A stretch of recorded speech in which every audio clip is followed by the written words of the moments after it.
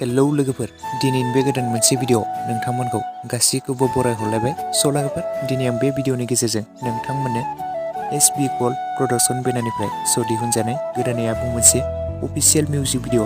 जाय मिउजिक भिडिअनि मुङानो जादों दखना गान्दो। बे दखना गान्दो आबुं मोनसे अफिशियेल मिउजिक भिडिअआवनो गाहायै फावखौ खालामदों मिथिंगा लोगोसे माइनाव।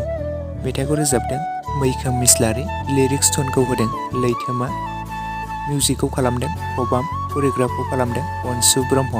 लोगोफोर, बे मिउजिक भिडिअखौ नोंथांमोना दासिमाव जुदि नायालासिनो थादोंब्ला एसबी गोल्ड प्रडाक्शन चेनेलाव बयबो थांनानै नायहैदो। बे मिउजिक भिडिअआ जोबोद मोजां जादों।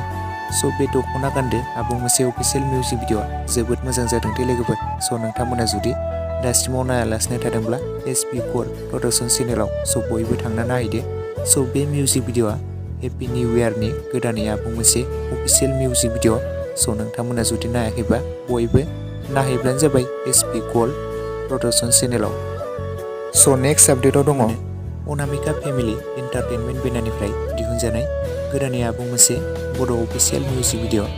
जाय मिउजिक भिडिअनि टाइटेलनि मुङानो जादों गोसो थोनाय मोनाब्ला।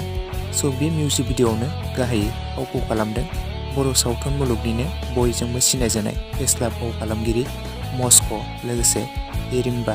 मेथाइखौ रोजाबदों आयेन ब्रह्म, करिय'ग्राफ कनसेप्टखौ खालामदों जांगिला बसुमतारी, लिरिक्स टुनखौ होदों आयेन ब्रह्म, मिउजिकखौ खालामदों देबनारायण ब्रह्म, मेकआपखौ खालामदों बन्दन औवारी, एडिटरखौ खालामदों जिहुल बसुमतारी। लोगोफोर, बे गोसो थोनाय मोनाब्ला आबुं मोनसे अफिशियेल मिउजिक भिडिअखौ रिलिज खालामनानै होबाय।